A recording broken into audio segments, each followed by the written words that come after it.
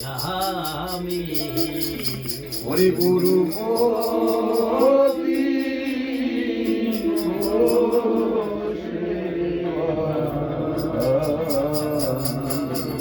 উত্তরে দেহ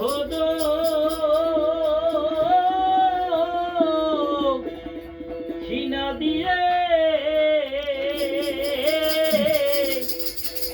যেও না দক্ষিণা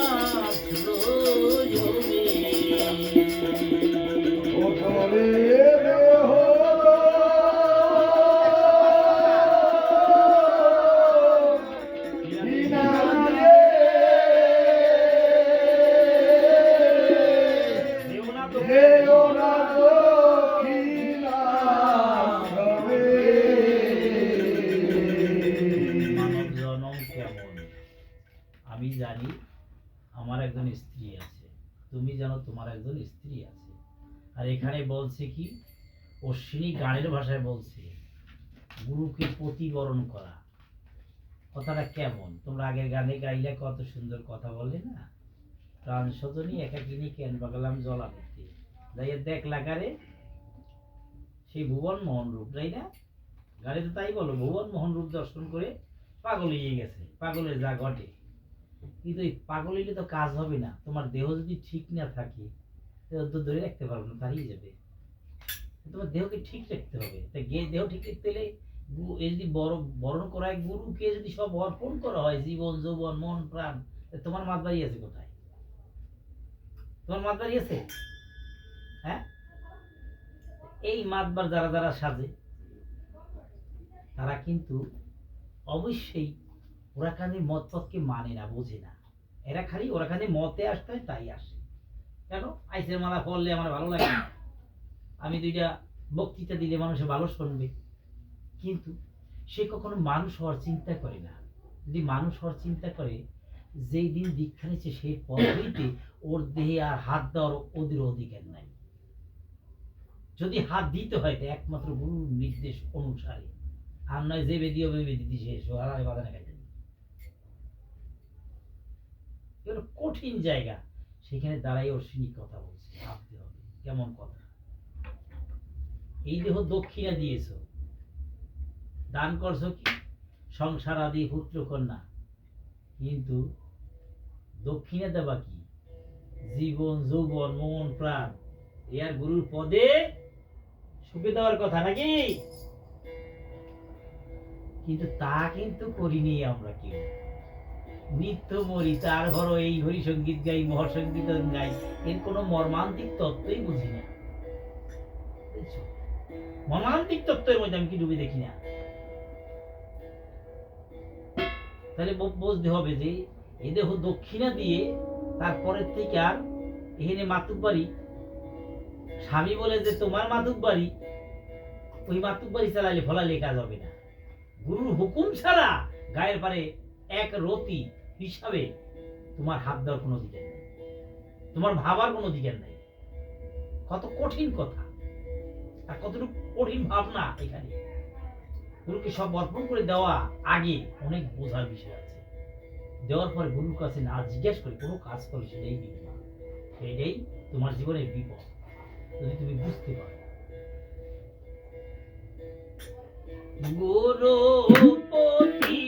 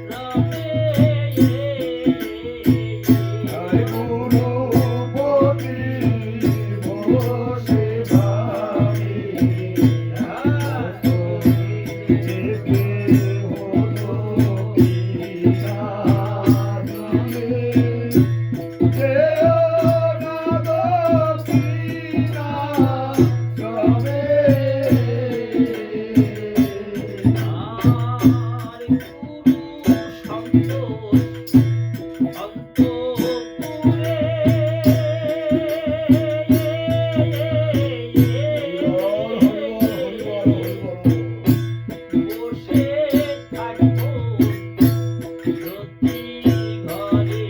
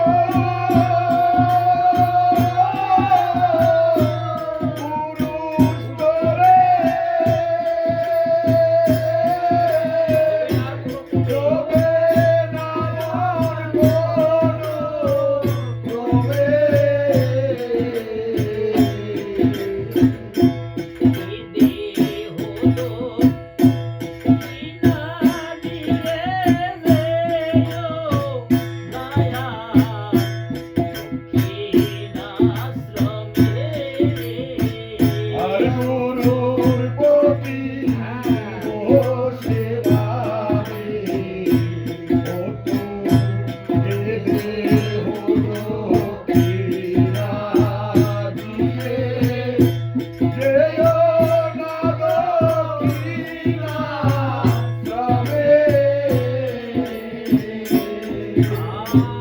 আর গুরু শাসন শাসনীয়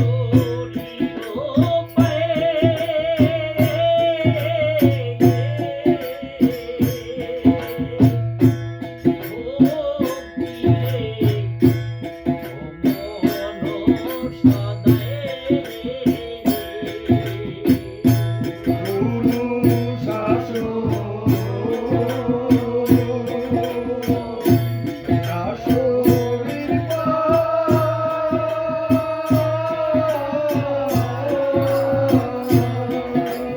শাসনের ভক্তি রেখো রে মন সদায়। তবে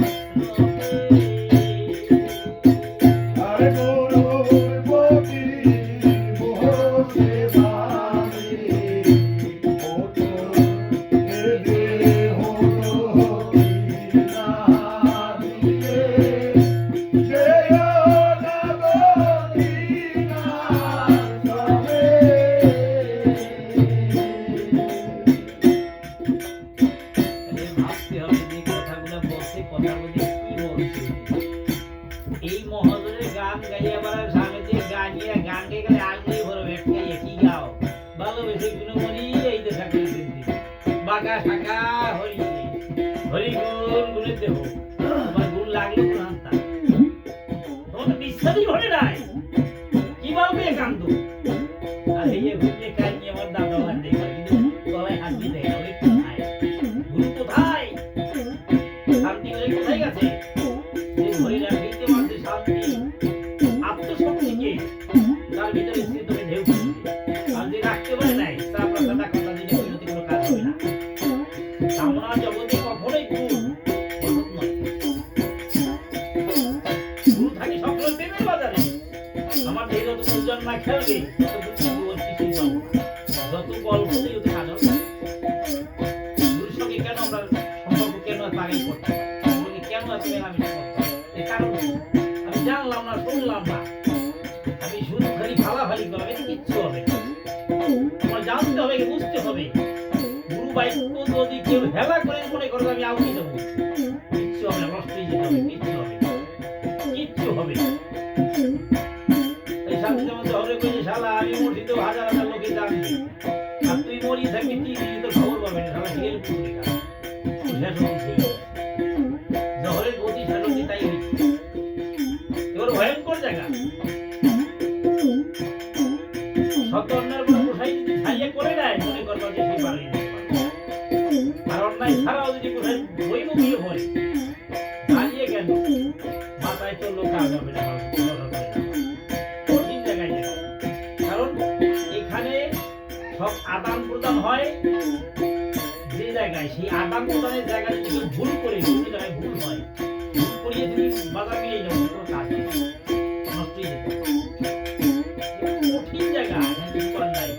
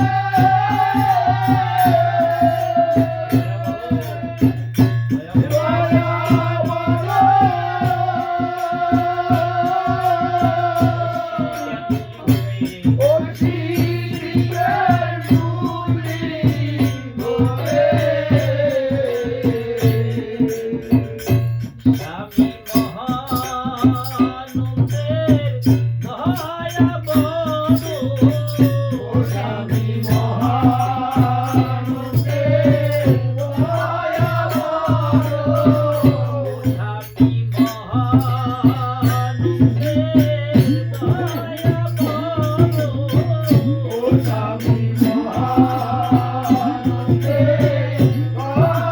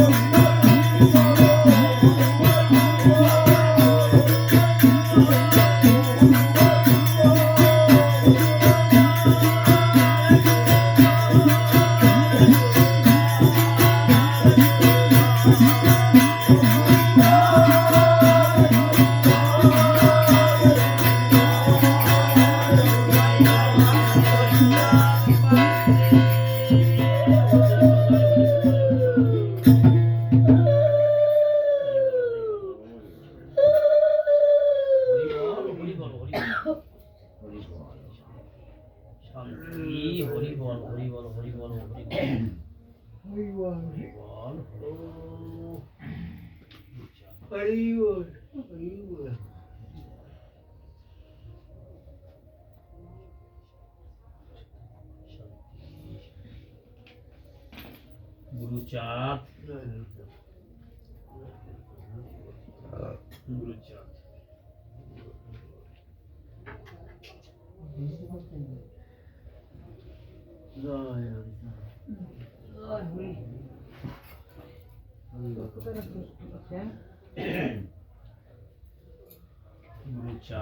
ও এটা জল বোতল দিবি ওই ওই সাবমার্সেল হ্যাঁ হ্যাঁ দাও ওদের জল দাও ওদের জল দাও কন্টিনিউ চলতেছে নাকি হ্যাঁ কন্টিনিউ চলতেছে যাই না দেখো ওরে পাগল ওই করে কি হবে তোর করিস চলে এমন চলছে